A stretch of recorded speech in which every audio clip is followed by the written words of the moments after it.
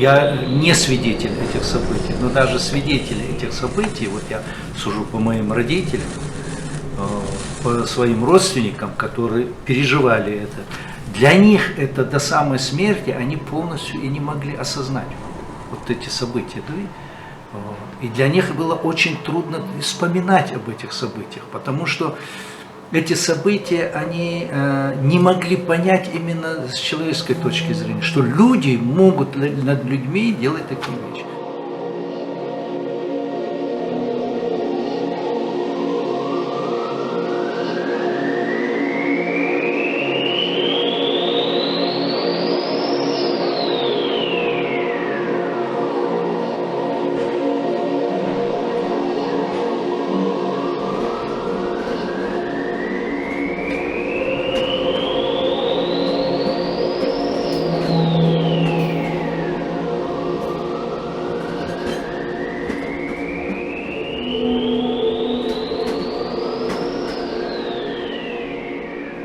On the 23rd February 1944, Soviet NKVD and Red Army soldiers acting on the orders of Red Monarch Joseph Stalin began operation known as Lentil. About 500,000 Chechen and English people were loaded into industrial rail cars and shipped off from their ancestral homeland bound for Central Asia. Within a year, about 200,000 of them would be dead. Отечественная война завершена. Одержана победа. Такой еще не знала история. Источниками этой великой победы слава великому советскому народу, народу-победителю.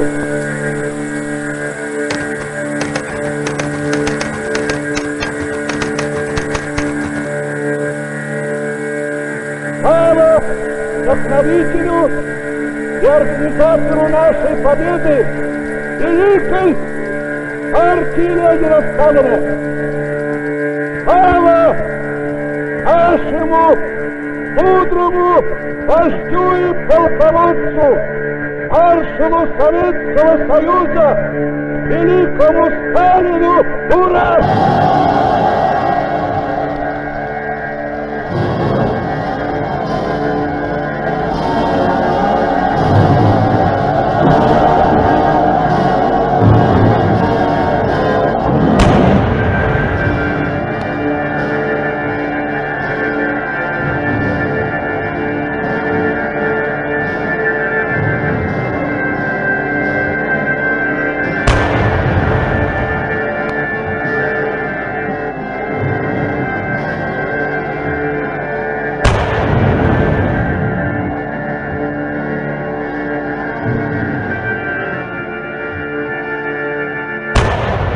Joseph Stalin deported a lot of people to Central Asia.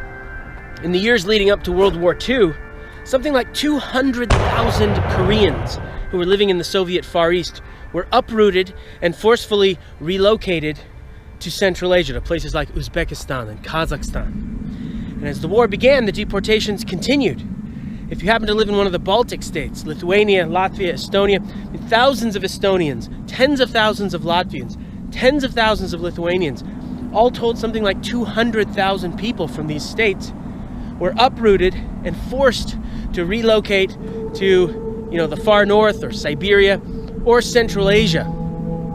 See, what Stalin was trying to do, by the way, tens of thousands of these people are going to die in the brutal process of deportation.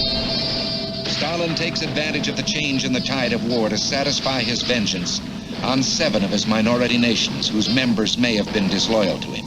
He directs a mass genocide resulting in over 11 million victims. For example, these Tanu-Tuvinians, a proud and ancient people, completely obliterated, their very existence denied by the Soviet Union.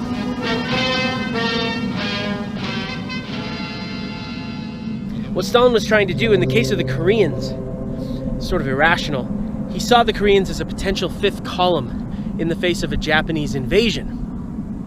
As for the Baltic states, what he was trying to do was absorb those states into the Soviet Empire. He thought the best way to do that, or at least one of the ways to do that, was to get rid of the old elite, get rid of the intelligentsia.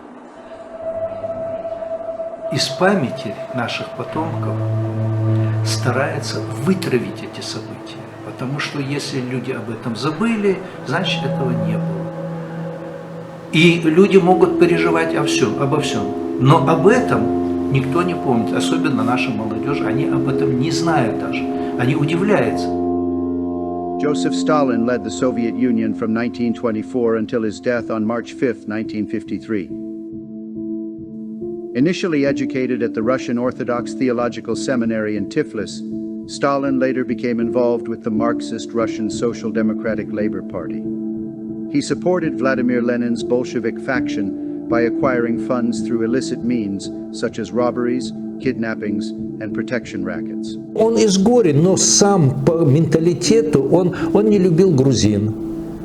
Ну, например, первые массовые убийства были в Грузии, когда под Телави и Рустави эшелонами свозили вот этих интеллигенцию, образованные до революции, и там их с пулеметов расстреливали.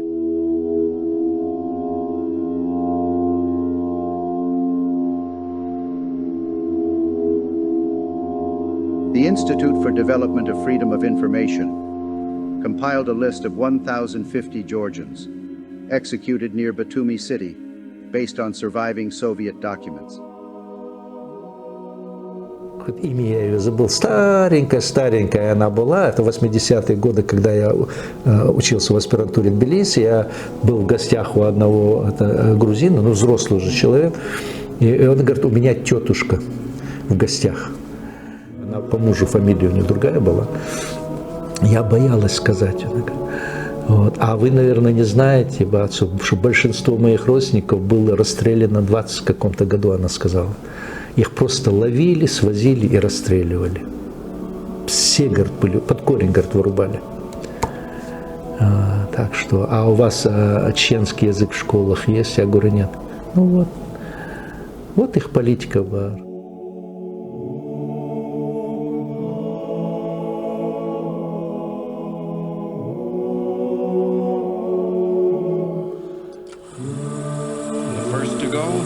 Lenin's close associates. Zinoviev executed. Kamenev executed. Radek executed. Piatakov executed. Leon Trotsky comments from Mexico. There are no crime in history more terrible in intention or execution than the Moscow trials of Zinoviev, Kamenev and Radek. Сталин-то убрал всех, кто был в окружении Ленина. Вот. И для них Россия и русские, они были просто мясо для того, чтобы сделать мировую революцию. Не больше, не меньше. Trotsky's future? Assassination. Literary giant Maxim Gorky dies under mysterious circumstances. One of those benefiting most from the purges is Nikita Khrushchev, now first secretary of the Moscow Party Organization. He proclaims...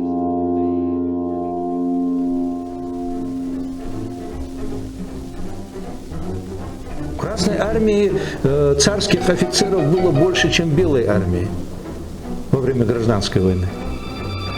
Вот они данные сами приводят. Там очень много переходило, потому что офицеры царские Первой мировой войны в основном уже состав не был дворянским. Это были простые там из рабочих, из крестьян, там разночинцев, оканчивали курсы, там вот, офицерами становились, звания присваивали.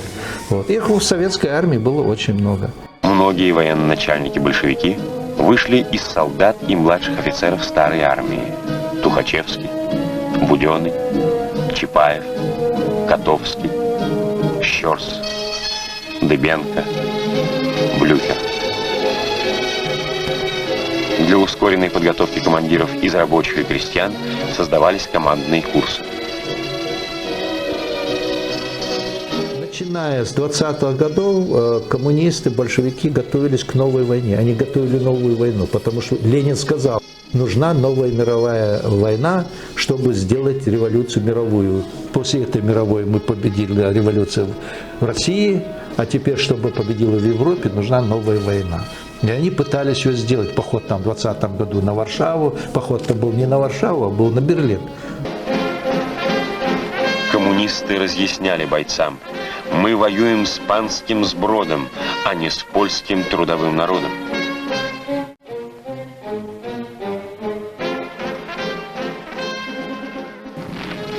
За первую в мире республику Советов сражались и иностранные рабочие, и бывшие военнопленные братья по классу: венгры, чехи, китайцы, поляки, румыны, словаки.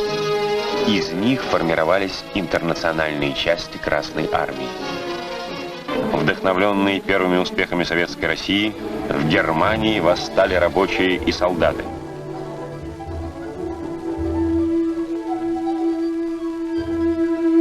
Там влияние коммунистов было очень сильно.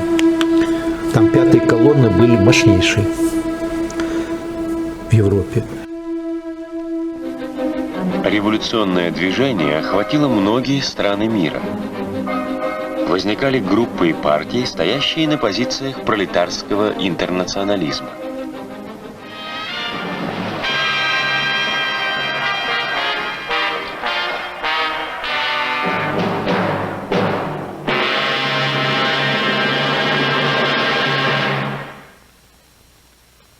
Hello. In the traditional motion picture story, the villains are usually defeated. The ending is a happy one. I can make no such promise for the picture you're about to watch. The story isn't over. You and the audience are part of the conflict. How we meet the communist challenge. And began in 1917 during the First War in my country, in Russia. I was in this time leader of this provisional government of Russia. Russia.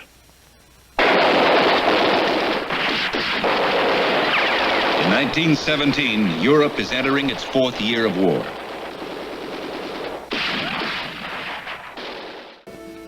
By the summer of 1922, Lenin suffered a stroke. Russia, a catastrophe. With private property abolished, factories are idle, communications chaotic, farmland fallow, Bolshevik hopes are dying in squalor and misery. When, under the direction of Herbert Hoover on the left, $60 million worth of food from the United States arrives to feed the starving Russian peasants. This act and Lenin's return to limited free enterprise saves the Soviet state. In the background, the shadowy new secretary of the Communist Party, Joseph Stalin. Stalin establishes his own secret police force, and slave labor camps are set up all over the Soviet Union. 125 camps, 10 million slaves. On the backs of his slaves, Stalin builds an industrial Russia geared for conflict with the West. Сталину нужно было, и Троцкий об этом пишет, чтобы Гитлер пришел к власти. Нужен был человек, который развяжет войну, которого можно подтолкнуть к войне. Поэтому они в 1939 году, если бы договор, пакт не подписали бы, Германия не напала бы на Польшу.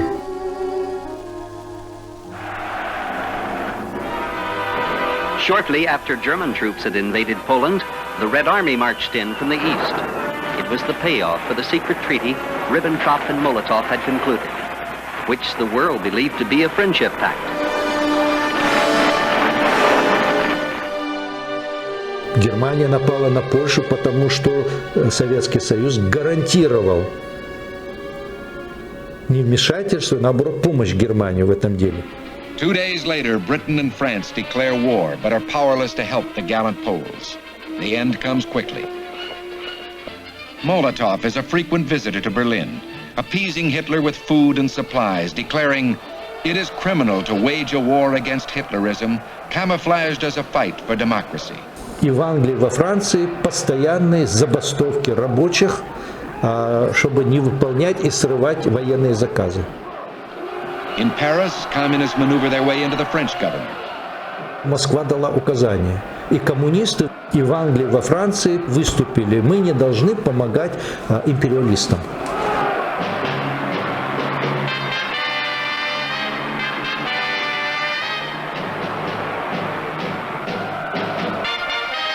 И эти забастовки шли и там, и пошли в американских предприятиях военно-промышленных, которые поставляли помощь Британии.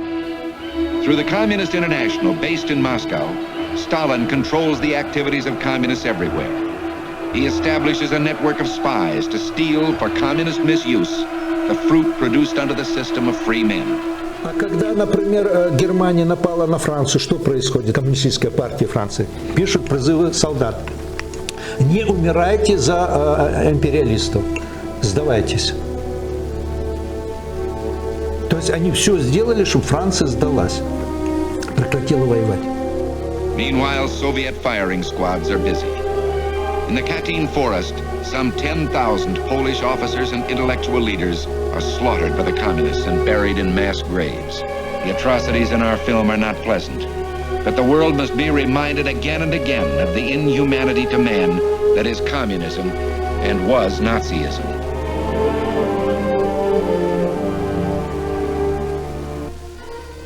Когда Сталин рассчитывал, что он раньше Германии нападет, потому что он не мог раньше напасть, потому что между Германией и Советским Союзом была Польша, а тут была граница уже общая. И если он нападет, и в Германии, и во Франции, Англии поднимется пролетариат. То есть он быстро захватил бы.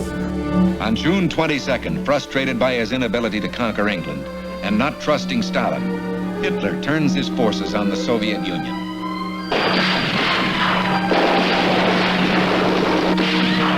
– 22 июня 1941 года Германия нападает на Советский Союз, и в этот же день коммунисты Англии, Соединенных Штатов объявили немедленно прекратить забастовки.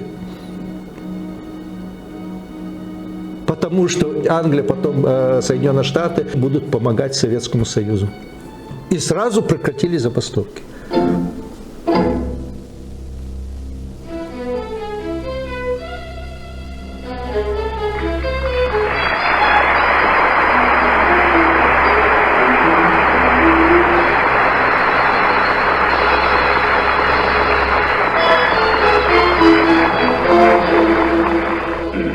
In a great number of countries, far from the Russian frontiers, and throughout the world, communist fifth columns are established and work in complete unity and absolute obedience to the directions they receive from the communist center.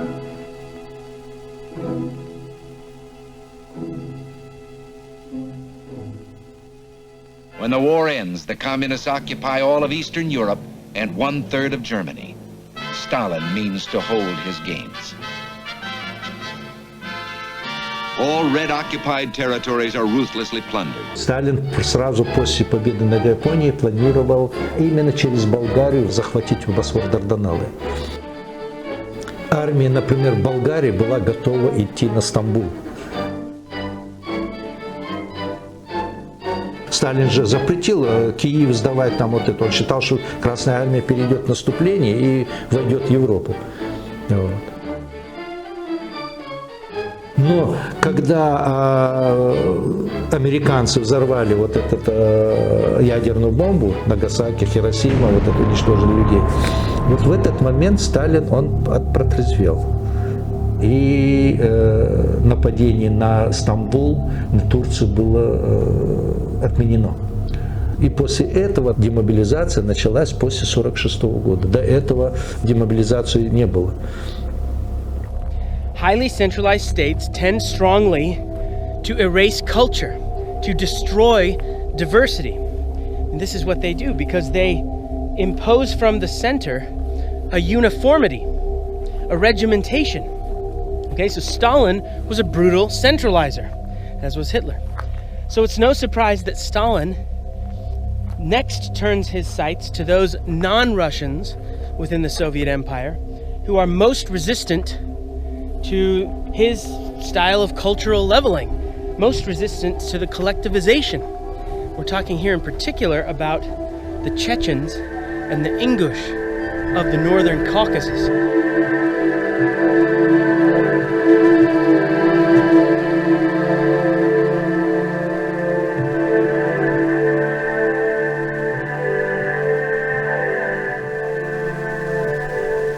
В 1944 году Аягузях, вот наших родителей выкинули с поезда, это ближе к китайской границе. И потом через 2-3 дня в сторону китайской границы километров 200 условно там бегемиш.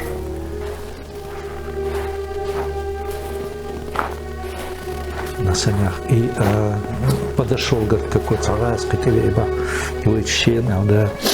там, говорит, на окраине, там и мертвые, и живые чечены там. Юхша, Вахабах, а там, видимо, какой-то государственный, колхозный какой-то стройк, бетонный спень, штубах и потолок. Цемент, бетонный пол. Юхша, кури, дача хаща, декай дуба, зудри, божли. И некоторые живые еще шевелятся, и отец Барги Хидолосон, и Биерштадт уже рахит, у них вот такие животы вздутые, и вот он, говорит, голый, говорит, он встать не может, он вот так ползает и вот так. То есть крошку ищет, что-нибудь съедобно попадет.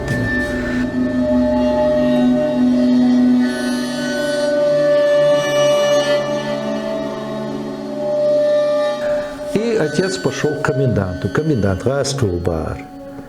Ну, он без руки, он Бенубар, он, видимо, какой-то НКВДшник, не который с женщинами дрался, а там на фронте был. Юхшарченко или Баэштуя, ну, резвоч хахажиба. И он вот этот крутанул телефон и сразу послать, говорит, подводы, мертвых закопать, а живых, ну, на 3-4 дня их они отвезли, медпункт немного подкормили бы.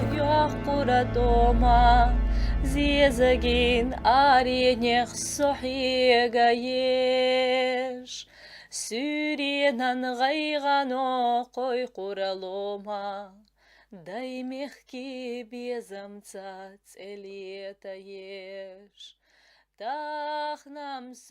Since the 18th century, the Russian Empire has been shaking the Chechen land with fierce, inhumane deportations and genocides. Петр I собрал все свои войска, сам возглавил, и 1721 год он двинулся этими войсками на Персию. Он захватил Дербент, и вот здесь Добраян пишет, непонятно почему уже перед ним открыт уже путь на Баку и Персию. И Петр I самые боеспособные свои части, кавалерийские, отправляет назад против чеченцев. Произошли бои, русские войска потери очень большие, как пишет Добраян. И Петр I отложил поход и вернулся в Санкт-Петербург. И начал переговоры с калмыцкими ханами, по-моему, Аюка. Он предложил уже большие подарки калмыкам, чтобы они совершили поход на Чечню, чтобы отомстить. То есть вот эта задача была не в Кавказе. Россия интересовалась не Кавказом. В России планы были более широкие. Это выход на Индийский океан, перехватить у владычества Британии Индии, и с другой стороны перехватить Босфор-Дарданеллы. The Caucasus War was an 18th-19th century conflict between the Russian Empire and various North Caucasus peoples resisting subjugation during the Russian conquest of the Caucasus. It involved the Russian Imperial Army and Cossack settlers against native inhabitants like the Circassians, Chechens, Ingush, Dagestanis, and others, as the Tsars aimed to expand their territories. И вот конец Кавказской войны, полностью территория Краснодарского края, современного, Черкесской, она очищена. Ее очищать начали еще при Екатерине II. Екатерина II, она пишет письмо Потемкину, что мне сообщили, что на сотни верст нет ни единой живой души. Немедленно прекратить убийство. Там уничтожались нагайцы и черкесы. Наступление было остановлено до Кубани. И Екатерина разгромила Запорожскую сечь, вот современные краснодарские, кубанские казаки, это запорожские казаки. Этих казаков переселили на Кубань, и Екатерина подарила им вот эту территорию. Поэтому город назвали Екатеринодар, подарок Екатерины.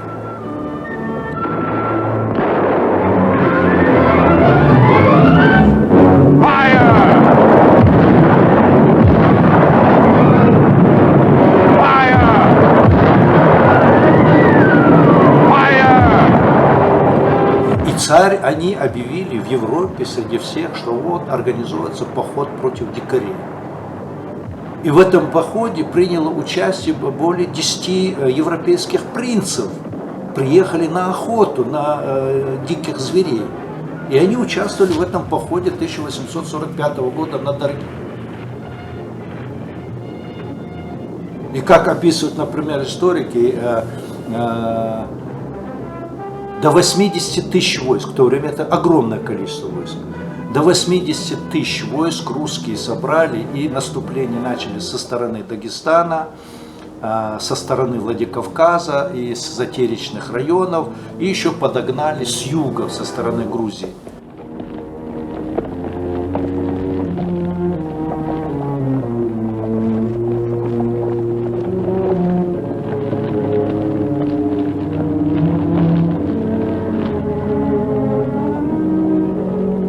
И начали поход на Чечню. И Воронцов, он обещал, в течение нескольких месяцев Чечня будет покорена.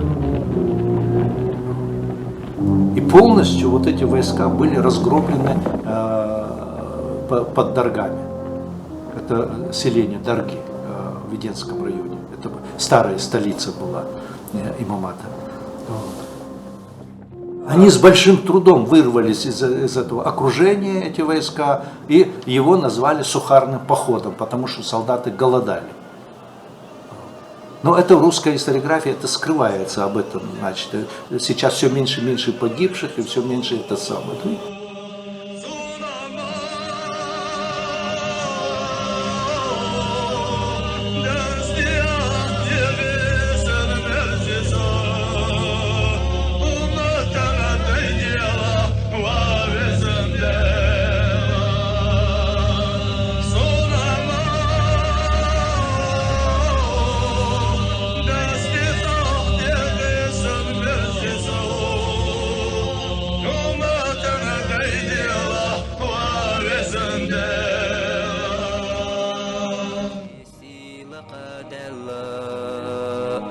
باخر مرز دي لحظة وزادلا يدقى بغنا تشيسي لقادلا باخر مرز دي لحظة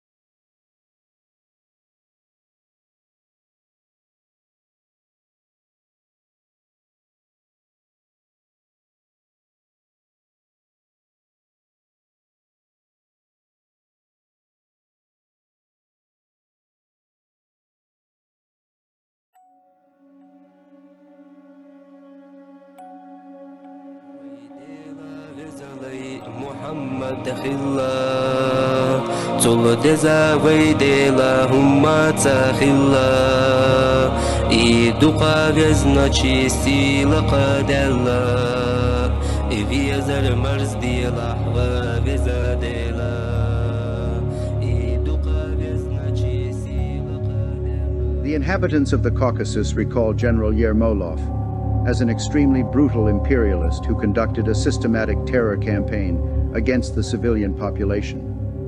In 1819, he commanded the burning of the Chechen village of Dadi Yurt, resulting in the massacre of the entire population, including women and children.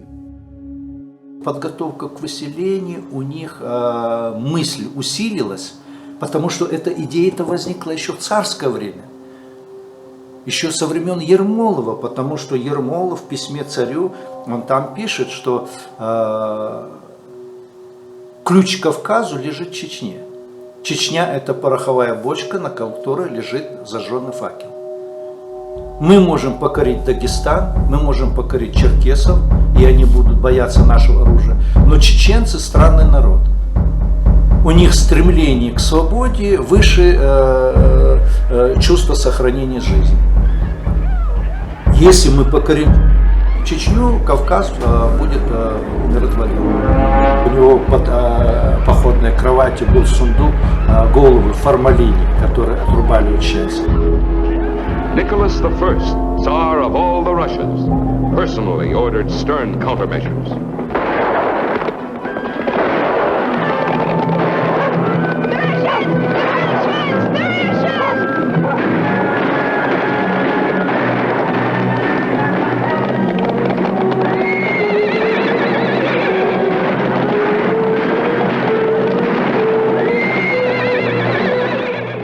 В Гудурмеске, современном Гудурмесском районе чеченское селение было сожжено, уничтожено.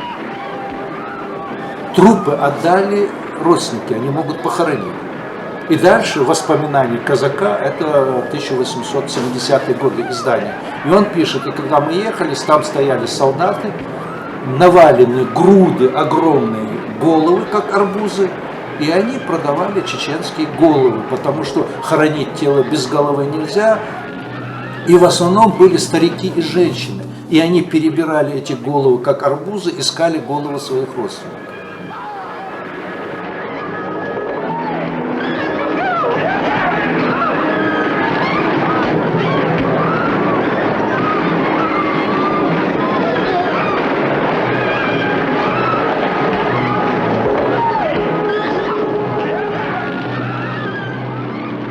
Кстати, великий русский поэт Лермонтов в Чечне, он пользуется популярностью очень большой. Он работал в охотничьем отряде, воевал.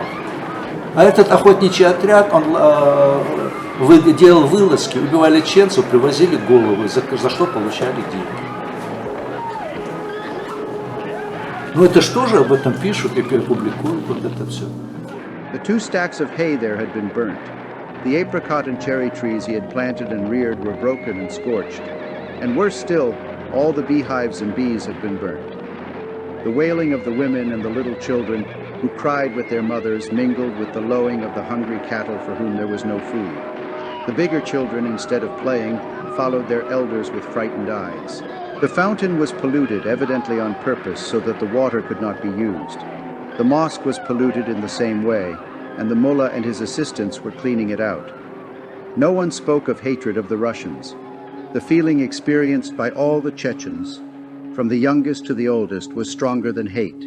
It was not hatred, for they did not regard those Russian dogs as human beings, but it was such repulsion, disgust, and perplexity at the senseless cruelty of these creatures that the desire to exterminate them, like the desire to exterminate rats, poisonous spiders, or wolves, was as natural an instinct as that of self-preservation. Leo, Tolstoy, Haji Murad.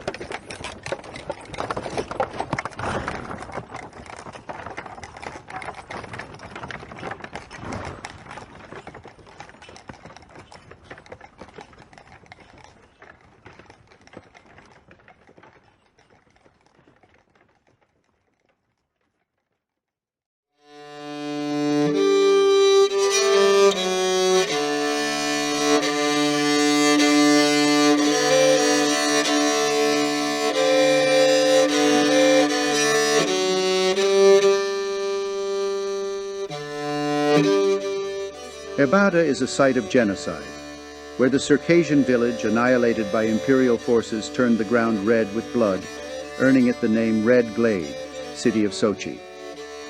The battle occurred in 1864 between a Circassian army of 20,000, including local villagers and tribal horsemen, and a Russian force of up to 200,000 with Cossack and Russian horsemen, infantry, and artillery. Despite Circassians' attempt to break the line, many fell to Russian artillery and infantry before reaching the front. After the remaining fighters were defeated, the Russian army celebrated victory on the corpses, holding a military religious parade and publicly executing 100 Circassian warriors. Subsequently, the Russian forces continued raiding, burning villages, destroying fields, cutting down trees and displacing people to the Black Sea coast. Подняли вопрос 1858-59 годы. Россия как будто покорила Кавказ. В 864 году покорила черкесов. Что она делает? В первую очередь для нее удобно. Черкесов начали сотнями тысяч выдавливать с этой территории.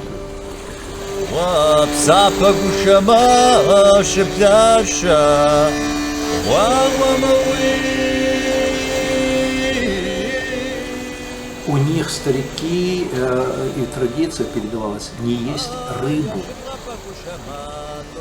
Понимаешь? Почему?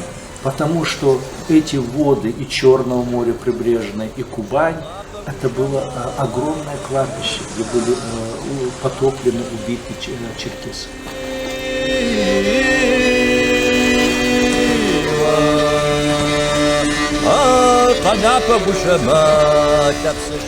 Даже когда под Сочи они захватили, там тысячи обезглавленных черкесов были повешены. Обезглавленные тела подвешивали к столбам, и они гнили, стоя, как птицы их клевали. Черкесов топили в Черном море, живых привязывали к ногам камни, тяжести и бросали в Черное море.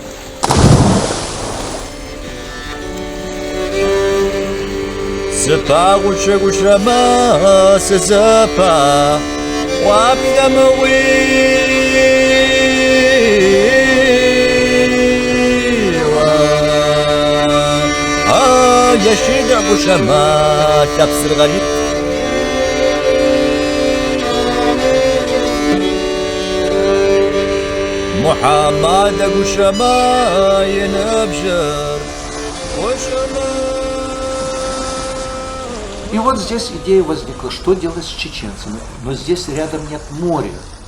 Там-то хоть море было, их на филюгах вывозили.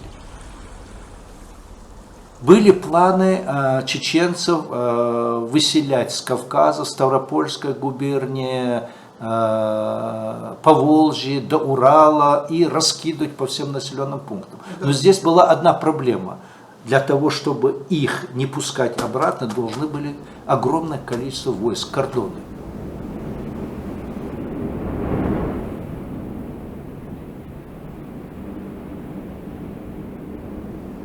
Выселение, например, за Урал в Сибирь тоже было проблематично, потому что не было поездов, не было моря. А гнать такое количество пешком, это опять нужно огромное количество войск. Выслать чеченцев в Турцию. Но чеченцы не хотели уезжать в Турцию. И вот тут возникла идея. Они, значит, а в то время в основном все эти шейхи, муллы, которые оставались в Дагестане, в Чечне, они уже служили администрации. И вот с их помощью были составлены поддельные письма, якобы от турецкого султана. И по мечетям начались это. Вот вы мусульмане, я султан мусульман, вот, я вас приму, мусульманская земля вас примет. Вот эти письма. Ну, никто же не знал, что эти письма поддельные. В это же время по указу царя представитель в Турции, русский представитель, он начал переговоры принять переселенцев. Турки отказались. Царь требует настоять. Это есть документы, кстати, они опубликованы. Вот. В конечном итоге турецкий султан согласился принять около 20 тысяч человек.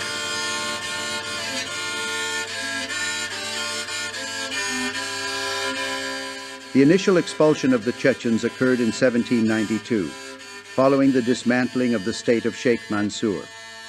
Subsequent deportations ensued, including the second to Siberia in 1831 to 1832. Orchestrated by the Tsarist authority post the quelling of the Chechen people's resistance led by Taimi Babel.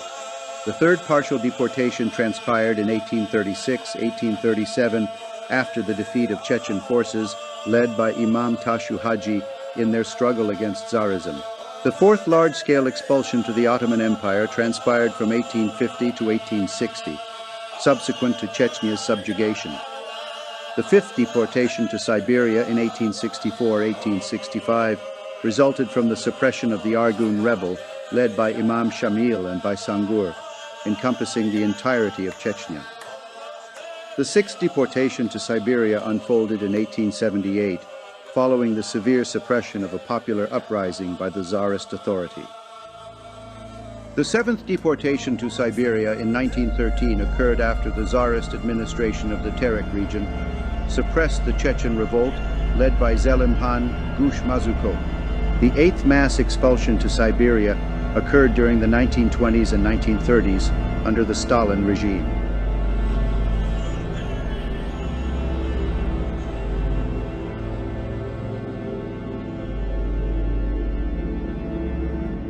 The ninth deportation to Central Asia and Siberia transpired on February 23, 1944, falsely accusing the entire Chechen and Ingush people of mass desertion from the Red Army and collaboration with the German fascist command. This deportation stands as one of the most tragic moments in Chechen history. В статуправлении работала Валентина Ивановна, она пожилая женщина была. Вот она рассказывала, что в конце 30-х годов учился чеченец в Москве. Они учились вместе в институте, поженились. Они приехали в Грозный, а в 40-м году она решила поехать проведать родителей в Москву. И вот там они собрались, бывшие одноклассники. Она называла имя девушки, одноклассницы, а у нее отец какой-то крупный пост занимал в системе НКВД. Вот. И она, выпившая, она подошла, и она, значит, сказала на ухо, говорит: Валечка, бросай своего чечена, быстрее возвращайся. Там такое готовится, такое готовится. И она говорит: я говорю, а что там готовится? Она говорит: Валя, никому ни слова, никому не говори, но там очень готовится такое, что лучше тебе побыстрее уйти оттуда. И тогда Валя говорит: я не придала значения. А 23 февраля ей сказали: вы русская, вы можете ехать в Москву. Вот. А вашего мужа, чеченца, мы депортируем. Бандит и массовое сотрудничество с немцами. Она сказала: нет, я, говорит, со своим мужем.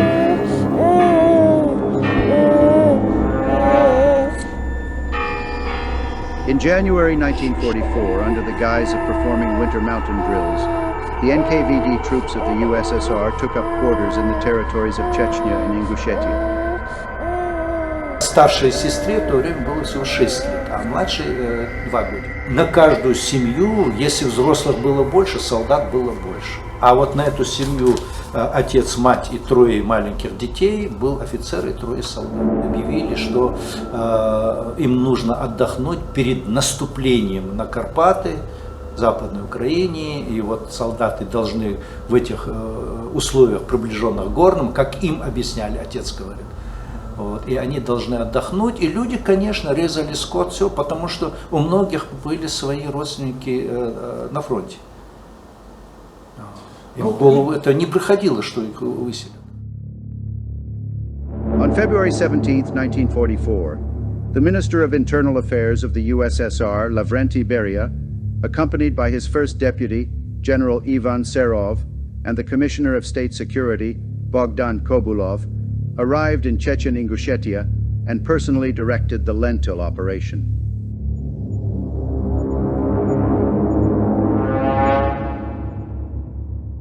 During the period November 1943 to March 1944, Serov directed the mass deportations to Central Asia of the Chechen-Ingush and other Caucasian minority groups which had been guilty of collaborating with the Germans as Soviet troops moved forward in 1944.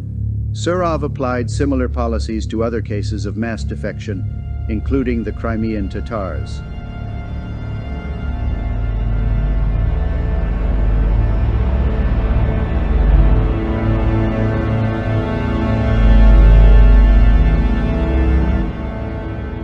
This document is a confidential report from the Director of Intelligence and Research, Gordon Arneson, to the Director of CIA in the United States, Alan Dulles, regarding General of the Soviet Army, Ivan Serov, dated September 30th, 1958. The reference to the Caucasus in the Soviet biography is supplemented by firm evidence that during the period November 1943 to March 1944, Surov directed the mass deportations to Central Asia of the Chechen Ingush and other Caucasian minority groups which had been guilty of collaborating with the Germans as Soviet troops moved forward in 1944. Surov applied similar policies to other cases of mass defection, including the Crimean Tatars. Чеченцев, ингушей в составе вермахта, те, кто обвиняли чеченцев в контактах с нацистами, что они воевали, они не приводят ни одного примера. Ну, обычно как? Ну, есть Власов, есть там Краснов, там есть другие фамилии.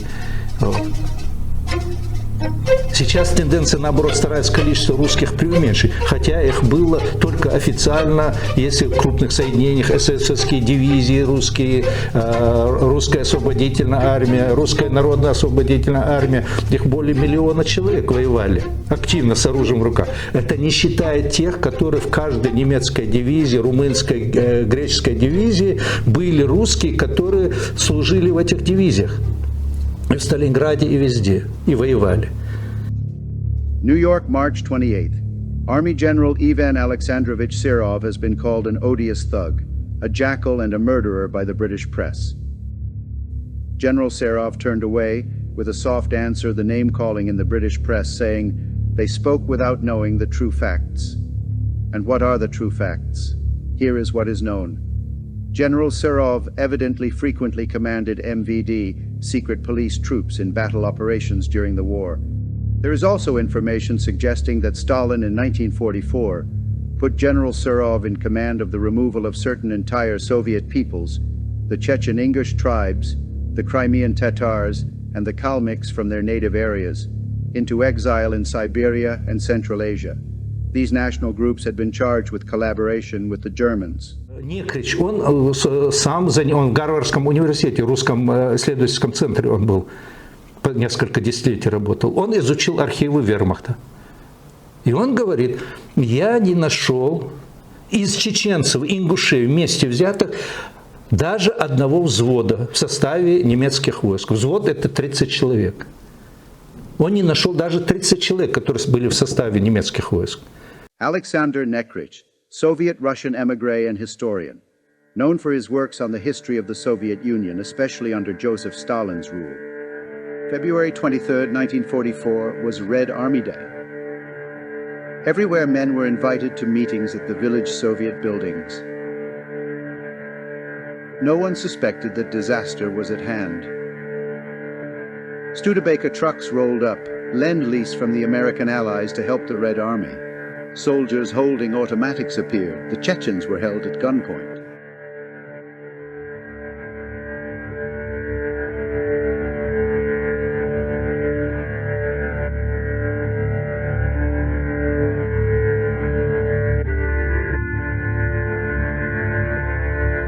In connection with the fact that during the period of the Patriotic War, especially during the actions of the Nazi fascist troops in the Caucasus, many Chechens and Ingush betrayed the motherland, switched to the side of the fascist occupiers, joined the ranks of saboteurs and scouts dropped by the Germans behind the lines of the Red Army, created armed bands at the behest of the Germans to fight against Soviet power.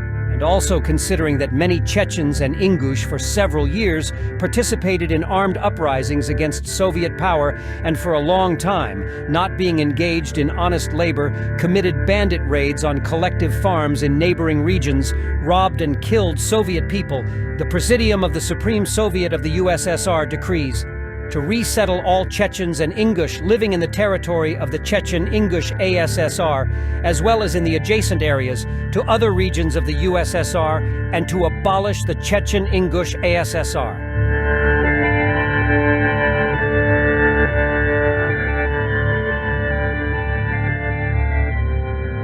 In the city of Grozny, their operational headquarters were established in the local History Museum. The entire museum building was surrounded by guards.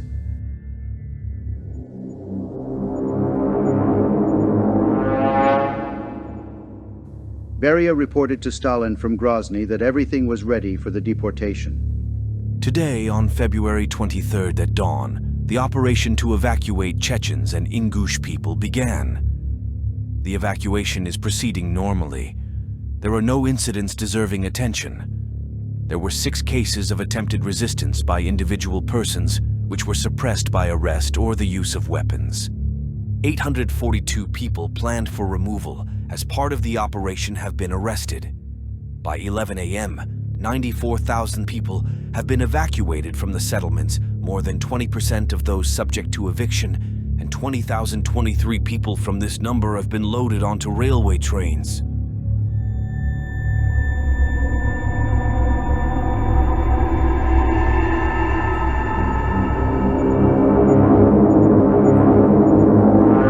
Советская власть смогла очень сильно повлиять на умы, и людям в голову о выселении им не приходило. Были репрессии, арестовывали, но о том, что могут весь народ, это даже и в царской России не смогли это сделать.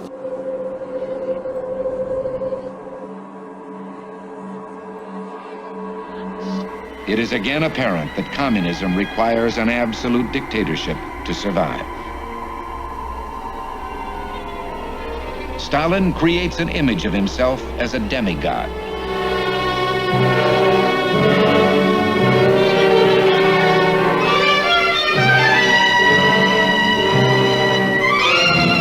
Был такой писатель Мусаев Мухаммад.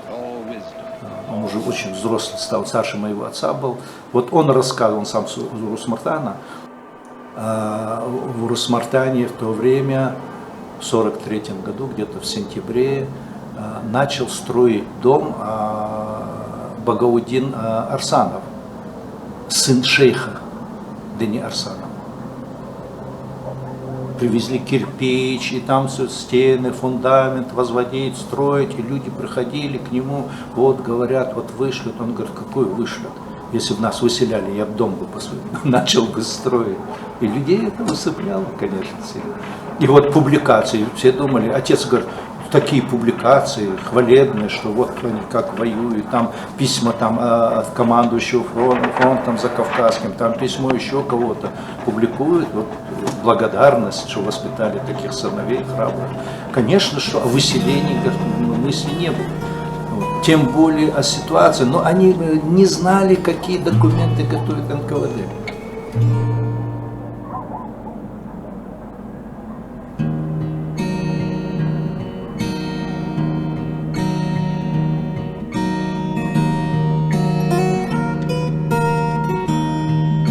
In the 1939 census of the USSR, the population of the Chechen-Ingush Autonomous Soviet Socialist Republic was recorded as follows: 368,446 Chechens and 83,798 Ingush.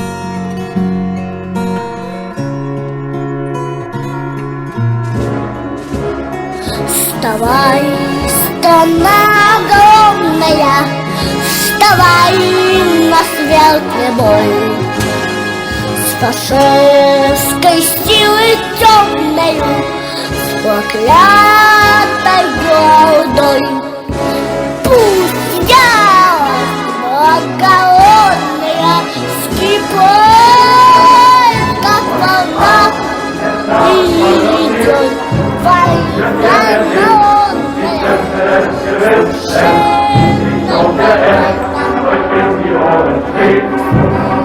Ja, aufwärts der Sonne entgegen, und mit uns zieht die neue Zeit.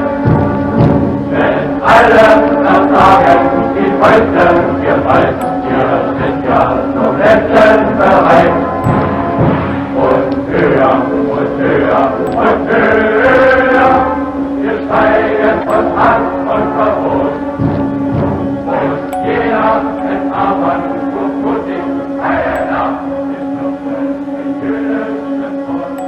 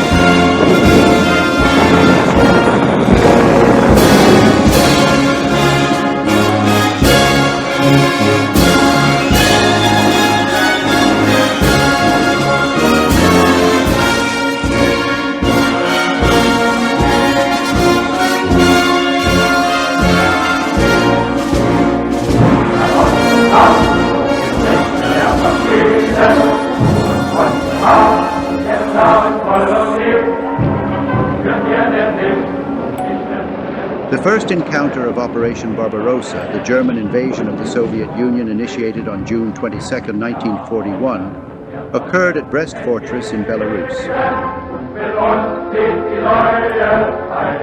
This stronghold was manned by around 9,000 Soviet troops, encompassing infantry, tank crews, border guards, and NKVD agents. В 1941 году они попали в окружение, куда им деваться? Их же более 3,5 миллионов сдалось в 1941 году немцам. Вся Красная Армия штатная, она сдалась в плен. А тут говорят о массовом переходе на сдачу в плен чеченцев. О каких чеченцев вы говорите? Western reports suggest that up to half of these defenders had evacuated the fortress before it was entirely surrounded by German forces.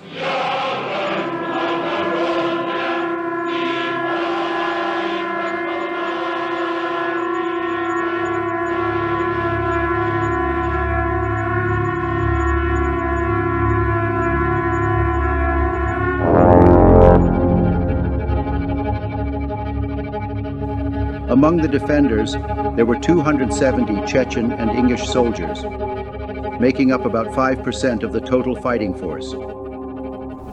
Группа чеченцев, которая отступала из-под Бреста, они в белорусских лесах создали партизанский отряд. Партизанский отряд имени Асламбека Шарипова. Это в документах партизанских есть. Один чеченец остался жив, он в партизанском отряде воевал и остался на территории Беларуси после войны. Вот. А ингуш тоже где-то в другом партизанском отряде воевал. 2 чеченцев погибли. Кстати, это сами белорусские партизаны описывают, как их в засаду, как их убивали. Дело в том, что когда началась война в 1941 году, по-моему, в конце июня или в первые числа июля газета «Правда», газета «Правда» в Советском Союзе, это газета номер 1. Они пишут о очень таком патриотическом подъеме советских граждан, и они пишут: за первую неделю войны на фронт ушли добровольцами более 500 тысяч. И вот они перечисляют национальности союзных республик. Там украинцы, грузины, белорусы. Из автономных республик называются 2 национальности: татары и чеченцы, и другие. То есть добровольцами на фронт, значит, ушло очень много чеченцев, раз об этом газета «Правда» пишет. In 1942, a directive was given in Moscow to withhold rewards from Chechens and Ingush people. To promote notable Chechens and Ingush, commanders recorded them under alternative nationalities. Одновременно вышел указ чеченцев и ингушей не награждать, не представлять к наградам и не ставить на должность выше полковника. Это с апрель 1942 года, март-апрель 1942 года. Ну, награждали, когда уже вынужденно. И во многих местах, например, они писали национальность. Например, Ингиноев, чеченец, он, значит, получил 3-й степени, 2-й степени ордена славы, а 1-й степени командир, он просто взял, написал: город Грозный, русский. У других просто национальность не ставилась, писался адрес. Все. Магомед Мирзоев, Хаважи, и Дачиев, которого восстановили герои 80-е годы. Они были в бывшей башкирской дивизии. В 1943 году национальные части были расформированы, и на базе башкирской дивизии был создан кавалерийский корпус. Там служили очень много татар и башкир. Фамилии похожие. Магомед Мирзоев, вот это. И когда их представили за форсирование Днепра Героя Советского Союза, национальности не поставили. И они автоматически получили. Командир части знал, что они чеченцы, но он не написал, что они чеченцы. И они получили Героя Советского Союза. А Хампаша Нурадилов, у него в наградном листе национальность не поставлена. Stepan Savelyević Kashyrko, a prominent figure in the Soviet era, served as the leader of the Podvig Search Center of the International Union of War Veterans and Armed Forces. Kashyrko wrote, "It's hard for me and others who care about the Chechens and Ingush to fully make things right and give credit to those who were brave in the Great War. Why? Well, because Stalin ordered that any records showing the bravery of soldiers from the Caucasus be taken out and destroyed from the war archives."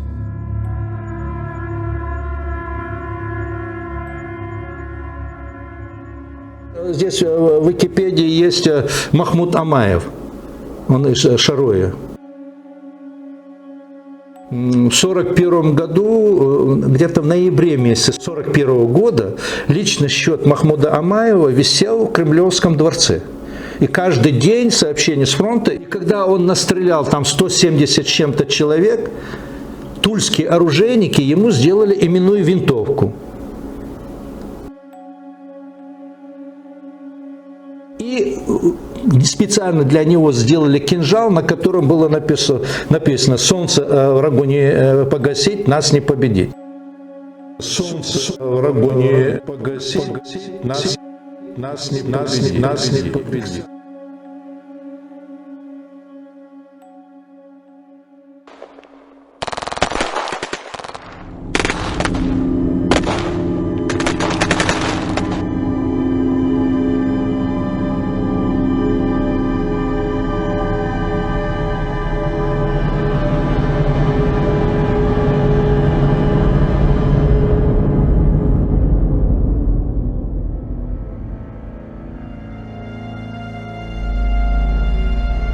During the period from 1941 to 1944,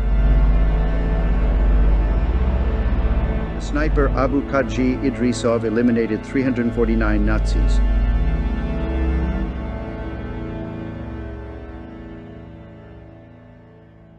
He was awarded the Hero of the Soviet Union Medal for his bravery and valor. His nationality was not indicated at all. Например, этот командующий 16-м, по-моему, казачьим кавалерийским корпусом, Кириченко, он написал обком партии письмо: «Пришлите мне бойцов чеченцев и ингушей. Они наши лучшие бойцы». Это у нас копии вот этих архивных материалов, у нас в музее они были, эти письма. Вот. И вот тогда уже многие офицеры ушли, возник вопрос, кого назначить командиром полка. Командиром полка был назначен Япон Абадиев, майор ингуш. Япон Абадиев, когда пришел, увидел полк, пятизарядные винтовки, на тачанках пулеметы, 2-3 пушки и 3 снаряда. А он воевал в частях, которые были хорошо укомплектованы. Естественно, он увидел, что это людей не готовят, чтобы они нормально могли воевать. И его попросили на более высокую должность, он ушел. И тогда был приглашен Мулла Двисаитов, капитан.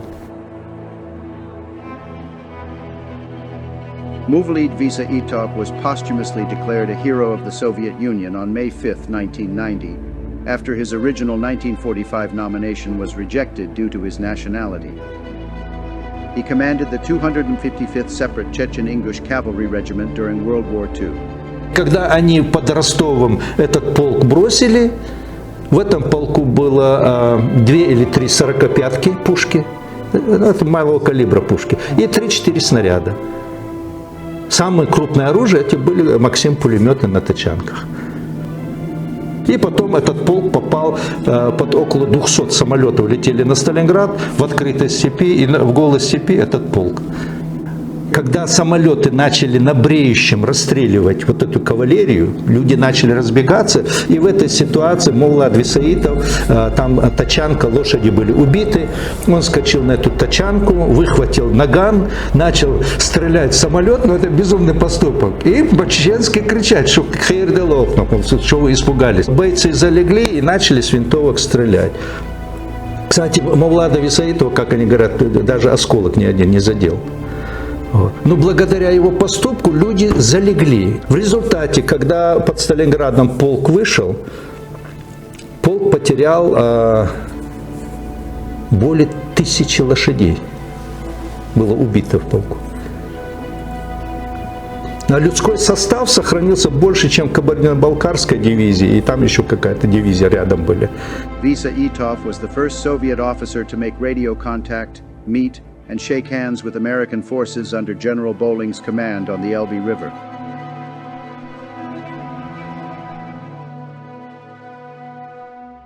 He received the Legion of Merit under the approval of U.S. President Harry Truman. Deported to a prison settlement in the Kyrgyzstan, Visa Etov was allowed to return to Chechnya in 1957.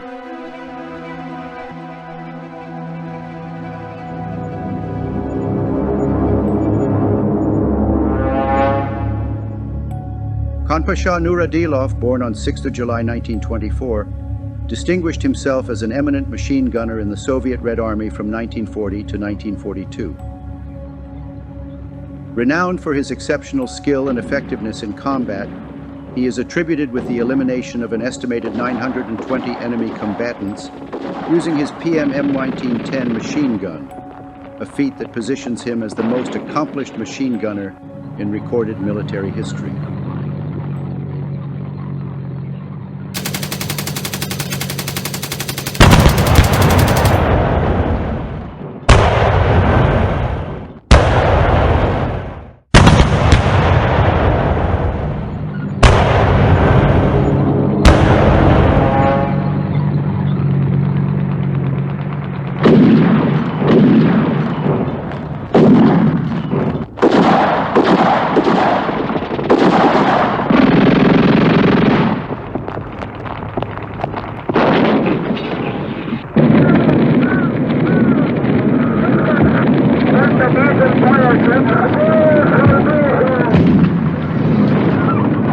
Nuradilov successfully captured 18 soldiers of the Nazi German forces and secured 7 German machine guns.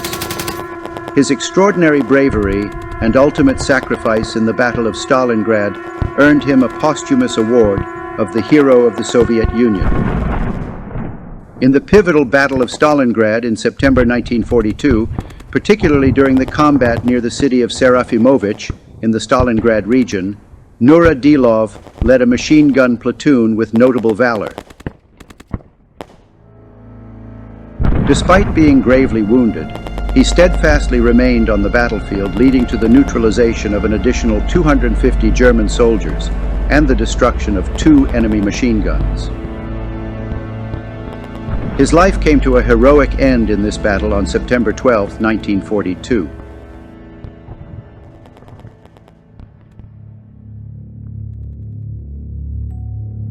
Например, Казбек Салман Медаев попал в окружение, вместе с русскими он сдался в плен, из плена сбежал, создал сам партизанский небольшой отряд, воевал, потом его отряд вошел в белорусское соединение партизанское, кличка у него была Казбек, о нем вообще не писали. И когда началась перестройка, молодой парень, который был рядом с ним как помощник, вот, он написал книгу «Казбек принимает бой».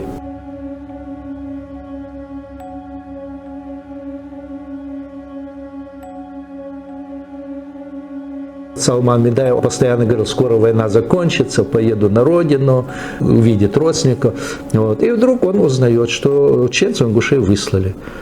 И он говорит, он стал серым, говорит, он вообще не разговорчивый.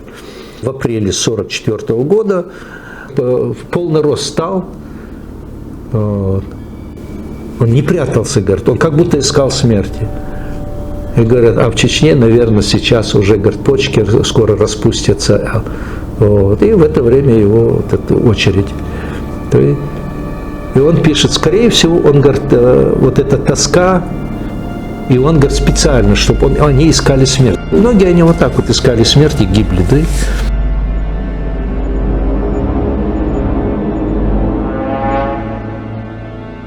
On February 22, 1944, Zana received a long-awaited letter from her son Dasha Akayev. The letter included his photograph and an article about him, printed in the central newspaper Pravda.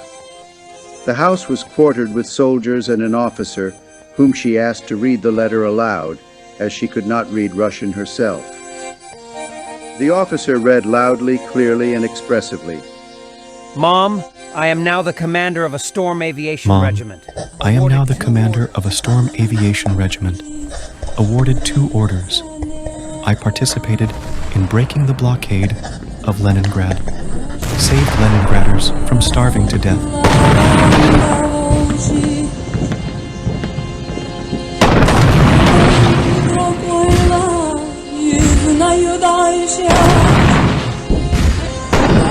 The letter ends with the words, "But if it is destined to die, then I will die for my motherland as a hero. The motherland will not forget you, Mom." But if it is destined to die, then I will die for my motherland as a hero.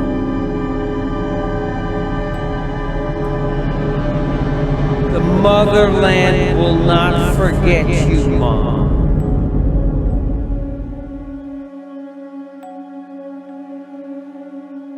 The very next morning, on February 23, 1944, the same officer pushed Dasha Akayev's mother out of her native house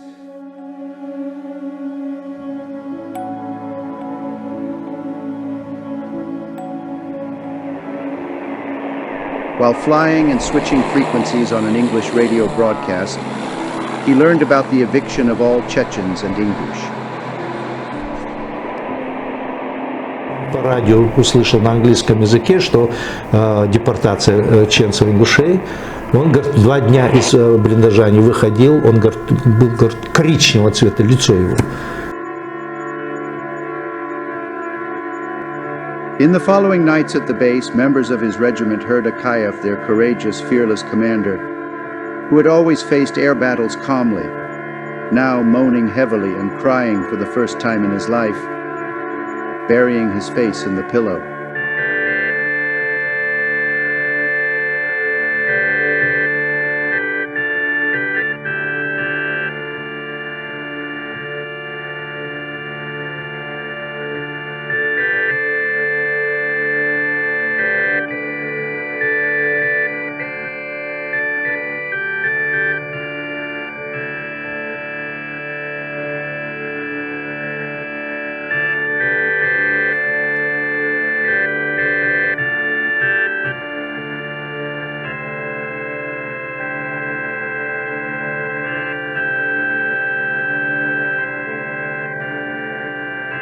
He wondered about what had happened to his mother. Was she alive, tortured? These questions consumed Dasha's thoughts.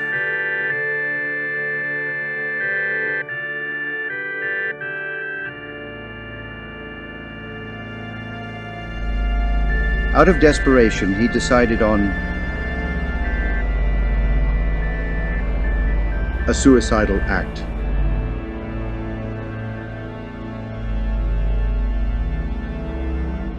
We are critically short of planes and pilots. Conventional air attacks cannot save us. Each of our planes must knock out an American aircraft carrier. This is possible only by crash diving. You are already gods without earthly desire. The Japanese pilot dives, then coolly, deliberately aims his bomb-laden Zero fighter at the Senro and crashes into the ship.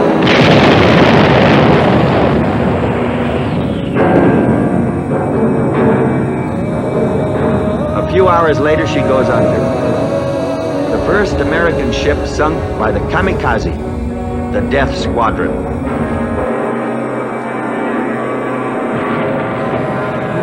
Kamikaze. Not just 1 or 2, but thousands. Japanese suicide pilots who will fall from the sky like cherry blossoms. Blossoms of death. In futile frenzy. Dasha Akayev was a regimental commander in the Soviet Air Forces.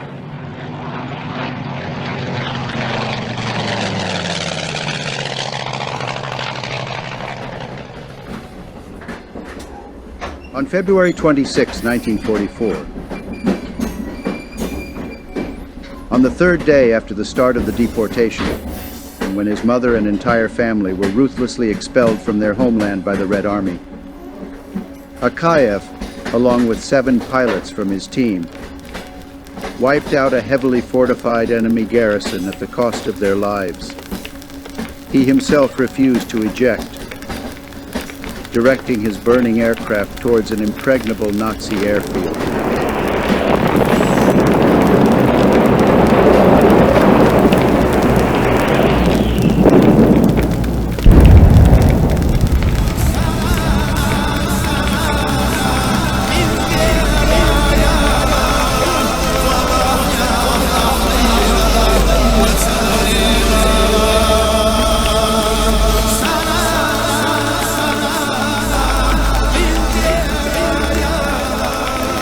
Ахтаев, который с первых дней воевал, он был подполковник в звании замкомандира полка. А младший брат был командир эскадрона, капитан. А те, которые с ними, например, о нем письмо прислал член Ингушский обком партии, это письмо у нас в музее хранилось в архиве, генерал, по-моему, лейтенант Осетин, что они вместе с Ахтаевым старшим учились. И он пишет: старший Ахтаев умер у меня на руках. То есть, когда депортировали, вот этот Осетин, он ходатайствовал, чтобы этих братьев под его поручение оставили. И он пишет, они оба искали смерти. Для них это было потрясение. И когда где-то через месяц-два после выселения умирал старший, вот этот подполковник у меня на руках, он сказал: если моя смерть хоть чем-то поможет моему народу, я счастлив умереть. Буквально через несколько недель погиб его младший брат, капитан, командир эскадрона. Он всегда первым рвался в бой. И надо помнить о таких алды. Но о них не помнили, потому что в газете запрещено писать. Как это о чеченцах, ингушах будут писать в газете? Они искали смерти. Но ни один из них не перебежал к немцам. Понимаешь, если массовая депортация идет. Dasha Akayev, posthumously recommended for the title of Hero of the Soviet Union, as a representative of the deported Chechen people, was struck from the list.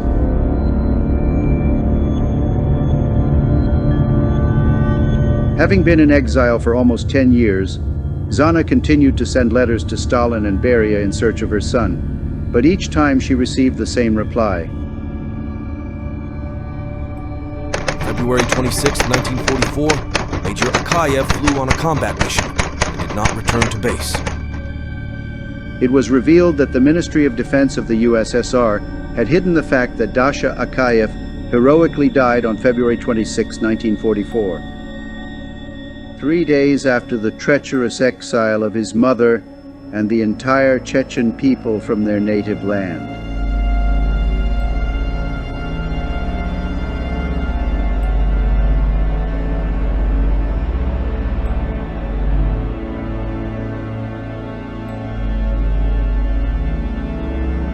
In 1993, after the collapse of the Soviet Union, Kashurko wanted to inform families that he had found the bodies of their relatives. However, he discovered that their villages no longer existed. During his search, he found out that while Chechen soldiers were fighting in the war, back home their families were being burned alive by Soviet soldiers.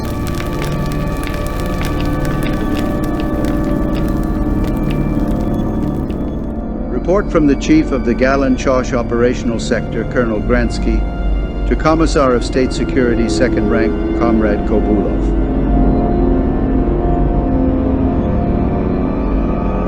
On March 22, 1944, in the Galan-Chosh district, Cadet Senitsa, under the orders of Junior Lieutenant Struev and Sergeant Sidorov, executed the sick Gaysul Tanov Iznaur, the crippled Javaska Demilkhan, and soldiers stabbed 8-year-old boy Amar with bayonets. On April 19, 1944, the same group executed 2 more unidentified Chechens. Cadets of the same unit, located in the rural council of the Galan-Chosh district, carried out the execution of the sick and crippled, up to 60 people. The following are only some pieces of evidence illustrating how the deportation of Chechens from highland areas was carried out. High-altitude village Yalkaroy. Soviet soldiers executed 86 Chechens who had already been gathered at a collection point for deportation. In Zingala village, soldiers executed weak elderly men, women, and the sick, forcibly taken from their relatives. A total of 32 people were shot. Cheberloy district, Lake Kezanoy Am. Mass drowning of the non-transportable part of the population occurred here. The exact number of drowned Chechens is unknown. Itum Kalinsky district. In this area, Soviet soldiers, to avoid the hassle of transportation and seemingly for amusement, threw grenades and Molotov cocktails into houses with sick people. The exact number of killed Chechens is unknown. High-altitude village Peshha. In the freezing days of February 1944, Soviet soldiers shot 80 people, children, women, and the elderly in a cave. Village Melhista. Over 300 people of the non-transportable category were shot here. Village Valerik. In this location, Visita Anzorov was brutally killed by Soviet soldiers. They decapitated Visita, took his 10-year-old son captive. Later, the soldiers brought Visita's head to the mosque and played football in the village square in front of the mosque, using Visita's head instead of a ball. The desperate 10-year-old son attacking those at play seized his father's bloodied head trying to retrieve it. However, they soon began chasing him around the square, using it as an eerie substitute for a ball. In the village of Urus Martan, District Hospital, February 23, 1944. On this day, patients gathered from nearby settlements were taken to the Central Hospital. In total, 72 patients were collected, were executed and dumped right there, 10 meters from the hospital building, into a natural ravine, at the bottom of which a small stream flowed. The bodies of the executed were covered with slag and debris. Under the threat of severe punishment, the burial site was kept secret for many years. Only 46 years later, on February 23, 1990, the remains of the executed were buried on the outskirts of the village of Urus Martan, not far from the same hospital.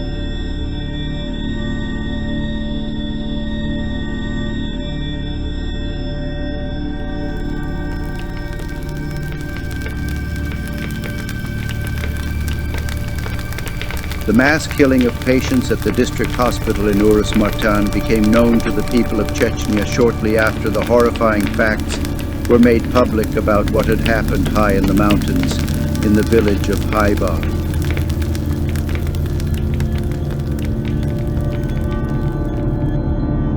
Russia denies the Haibak massacre happened, despite many witnesses saying otherwise. February 27, 1944. Adverse weather conditions prevented the Chechen deportees from being transported to railway stations within the deadline set by Beria.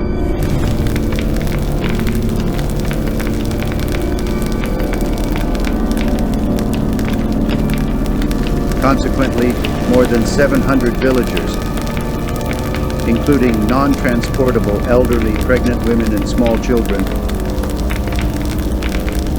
were confined in a stable fortified with dry hay and set ablaze.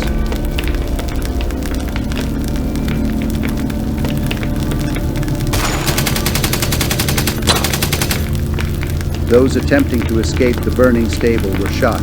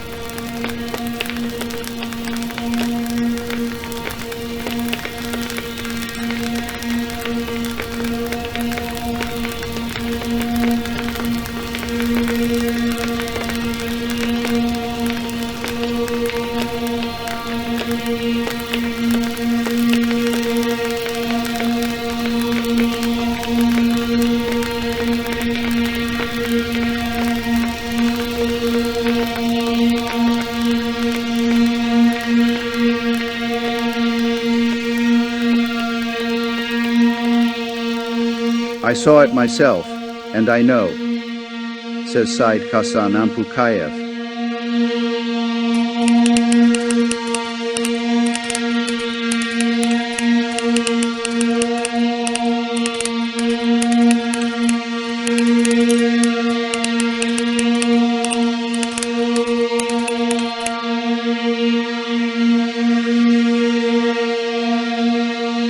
I heard they burned people alive in Haibach, though it was far from our village behind a mountain.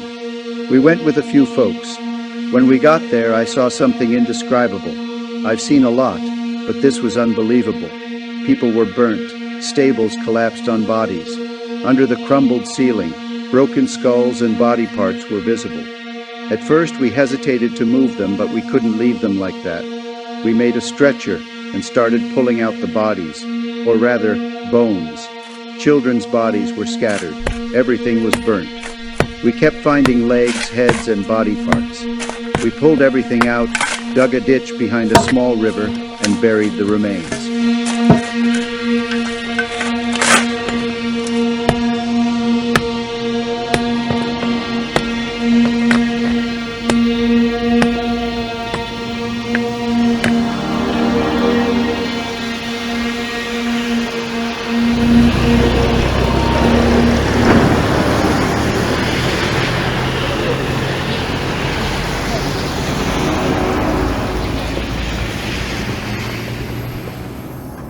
Тот вечер, когда нас пригнали в Грозный, было уже темно, и редкие фонари на станции Грозный-Ледяная с трудом освещали огромные толпы людей, сидящих прямо на снегу.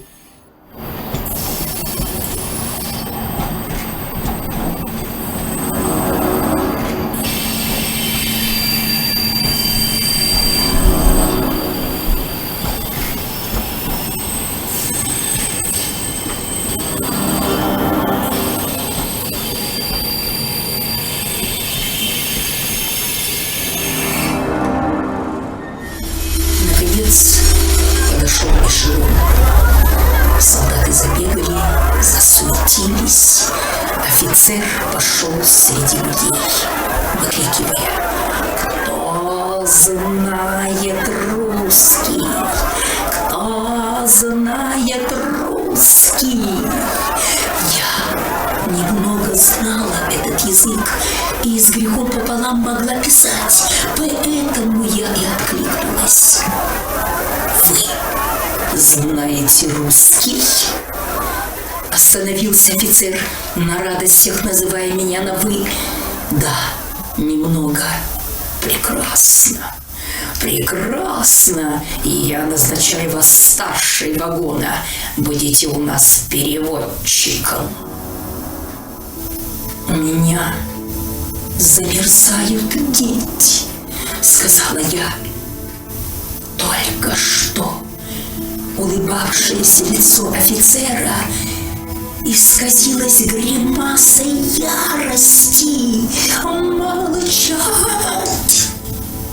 Предательское отродье! Я тебе покажу! Замерзают, а ну! Быстро забирайся со своими щенками в вагон, вот тебе карандаш и бумага, составишь список и передашь конвойному солдату». Меня с детьми втолкнули в вагон, наших родственников оттеснили в другую сторону, и я осталась совершенно с незнакомыми людьми в вагоне. При свете керосинового фонаря я обошла переполненный вагон и кое-как составила список. Люди, увидев меня с карандашом и бумагой, подумали, что я какой-то начальник, раз русские мне доверяют.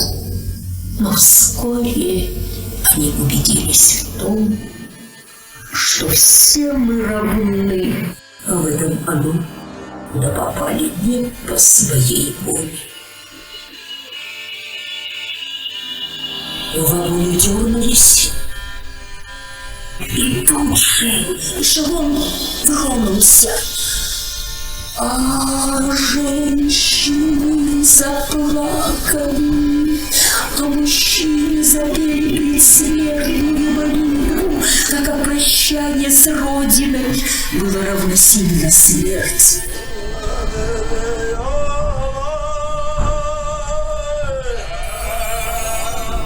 Солдаты забегали по крышам, требуя прекратить пение, но их никто не слушал. Тогда они стали стрелять сквозь крышу по людям. В нашем вагоне пуля попала одной женщине в голову, она так и умерла, не сводя взгляда со своих детей. Их у нее было 5. Муж сидел, сжав зубы, бледный. Он не мог при посторонних выразить свои чувства. Подошел старик и прочитал над женщиной молитву. А когда она умерла, закрыл ей глаза. Так начался наш скорбный путь в неизвестное. Эшелоны с измученными людьми шли уже несколько дней. Если поначалу люди страдали от холода, то теперь они почувствовали нехватку еды и воды. Отсутствие воды доводило людей до изнеможения, и они стали чаще умирать, и их хоронили уже на каждой сходе. Особенно мучились взрослые, так как они свою порцию воды отдавали детям.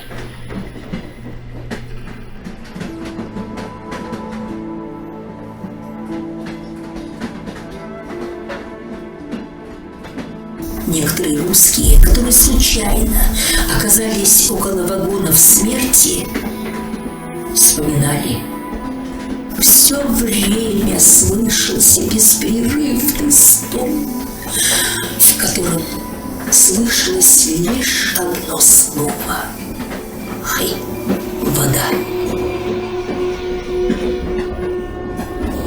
Эшелоны тащились по безлюдной степи. According to expert estimates, during the 1944 deportation and subsequent exile, the Chechens and Ingush lost approximately 43% of their total population. Such catastrophic demographic losses, in proportion to population size, had no parallel among the peoples affected by World War II.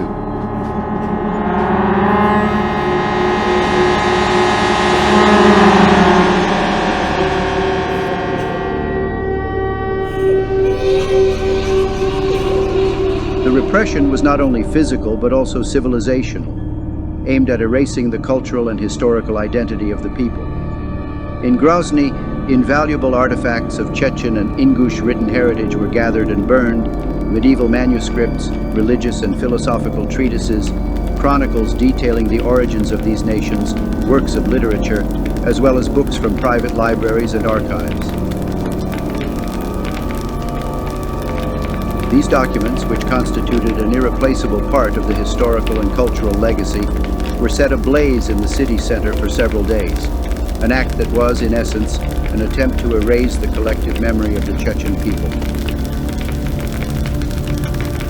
Material historical monuments were also systematically destroyed. In the mountainous regions, epigraphic monuments, ancient cemeteries, and hundreds of thousands of tombstones were deliberately annihilated. Many were brutally shattered, their fragments repurposed for the construction of roads, bridges, and utility structures. Even stone stelae bearing ancient inscriptions of exceptional scientific value were not spared from destruction.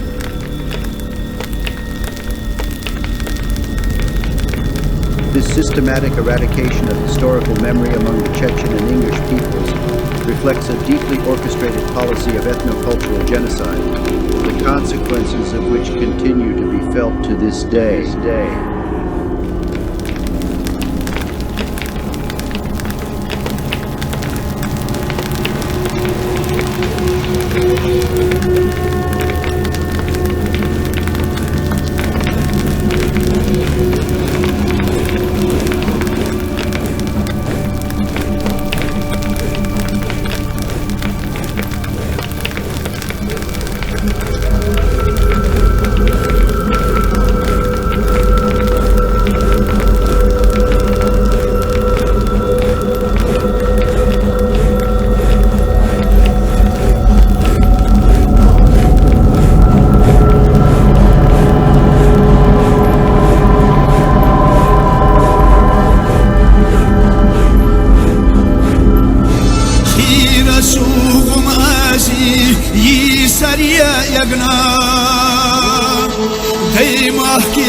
ستسوش خلقنا تقنا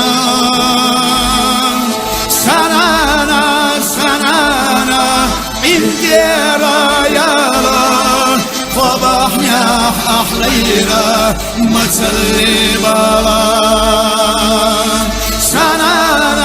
سنانا انترا يالا فضحنا أحلينا متسلي بالا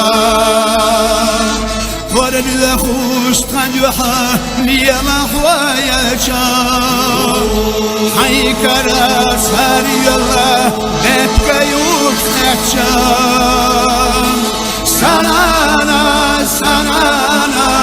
أي حبوتينا بيبكا يوك أحكونا حجينا يبنا سنانا أي حبوتينا هكيوك أحكونا حجينا يبنا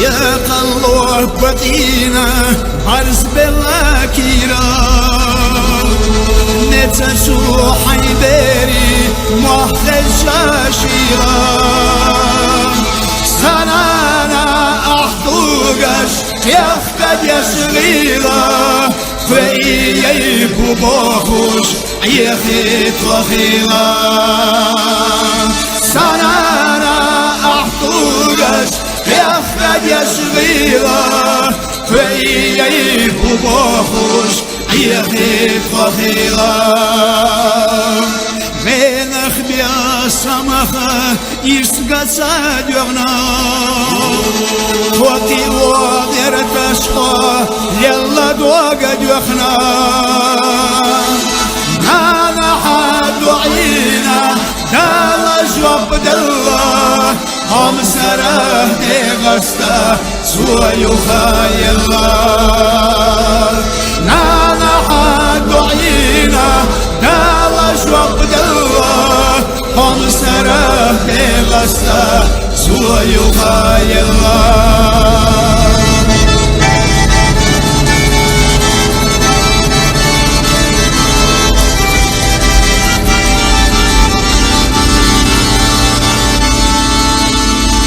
درشنا عامي ديكني ستيسا عرجت شودي نوسا عرزلوش قيسا قربلا حينانا خصم بوحونا حي الزاوي اللطش مرزلنا تونا قربلا حينانا خصم بوحونا حي الزاوي اللطش مرزلنا تونا